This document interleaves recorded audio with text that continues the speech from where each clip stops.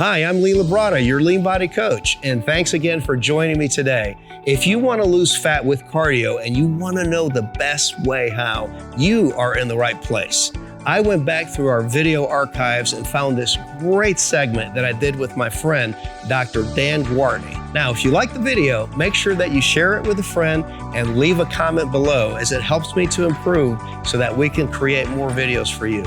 And be sure to hit the subscribe button below now so that you won't miss out on my next video.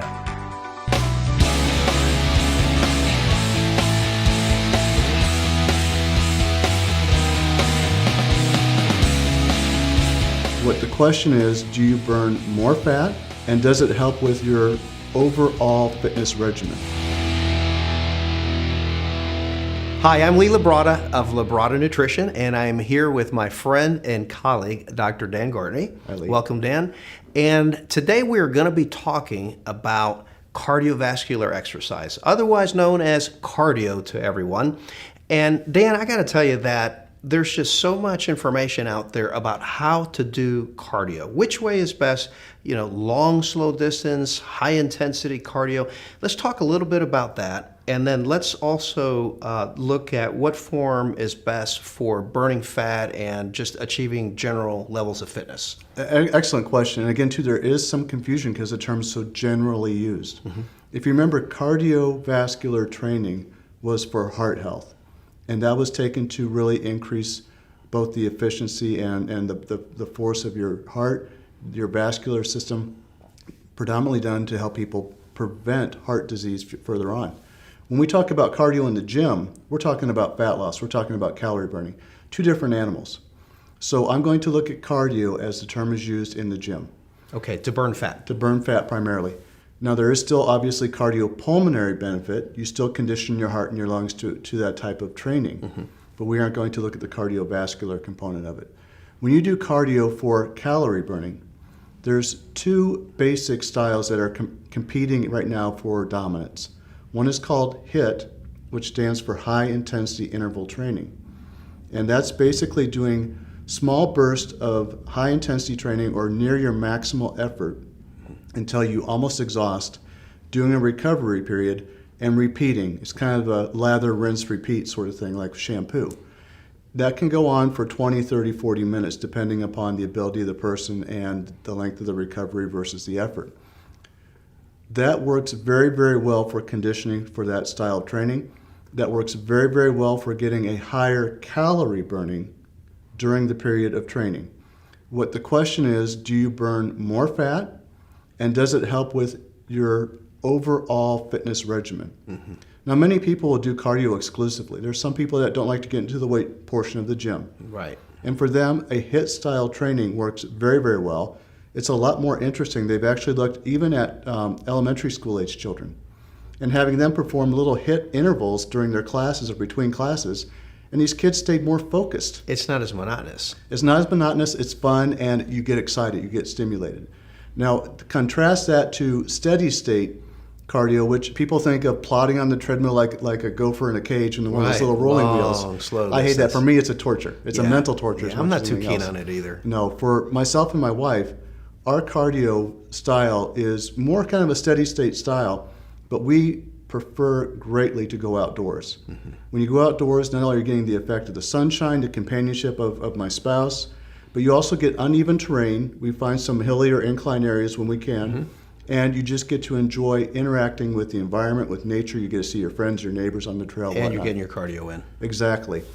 Now, what are we losing or gaining by doing a steady state style of cardio versus the HIIT style of the cardio? Mm-hmm. If you remember, if I said earlier, if that is your priority or that is your exclusive training component is to do cardio, HIIT really has a lot of advantages to speak for it. And a lot of people really get into it. And there's almost an addiction, kind of a runner's high that comes with HIIT cardio. With steady state cardio, you actually burn fewer calories because you're not hitting high intensity periods. Right. You're staying kind of slow and steady wins the race, the tortoise versus the hare. Right. But what is really good about that in terms of fat loss is that the more your intensity is kept underneath your aerobic threshold, or sometimes it's called a lactate threshold, where lactic acid builds up. Right. And so you know you've been on the treadmill and you get it up to about 9, 10, 11 miles an hour, and all of a sudden your legs are burning after about 30, 40 That's seconds. your lactic threshold. You're hitting lactic acid because you had needed energy faster than you can get it aerobically. Right. Okay, when you stay under that aerobic threshold, the majority of the calories you burn, even though they're not as many, come from fat as opposed to the stored sugar in your muscles. So you are burning probably pretty close to the same number of fat calories during the exercise. You're not burning the same number of total calories. Right. But Dan, you say, I want to burn calories to lose fat, right?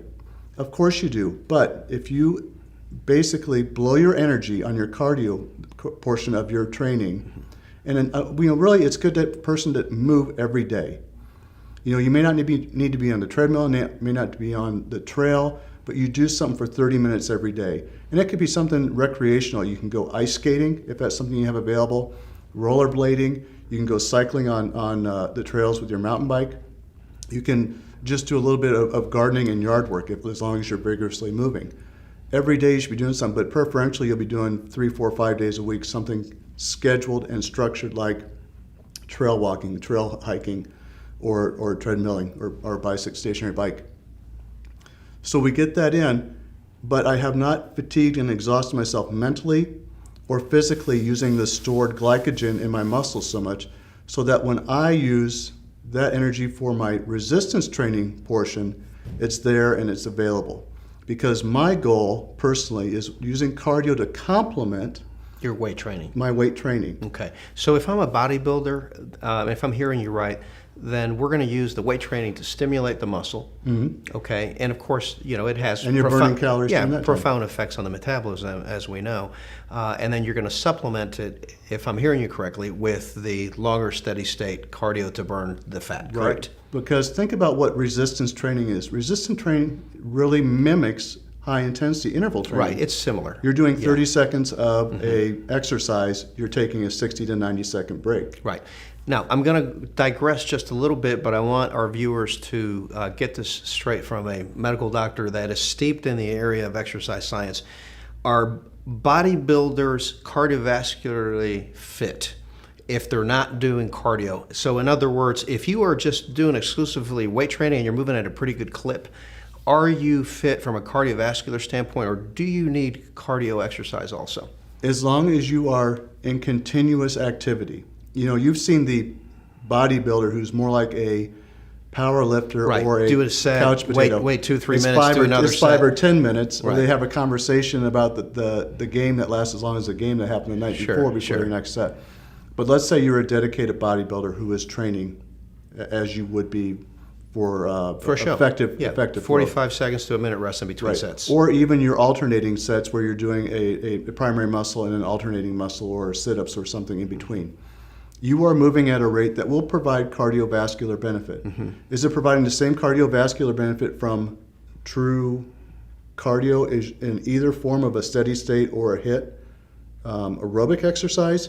No, you're not getting the same effect, but you're getting a benefit. So you're doing better than the guy who does nothing. You're not getting as good as the people that do that. You're getting some crossover benefit.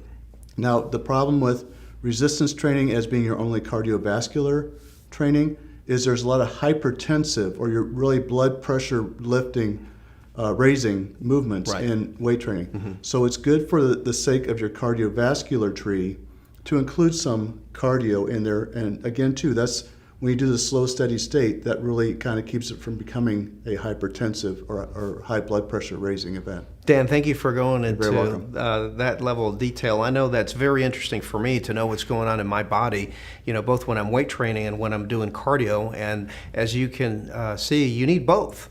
Thank you for watching. I'm Labrada.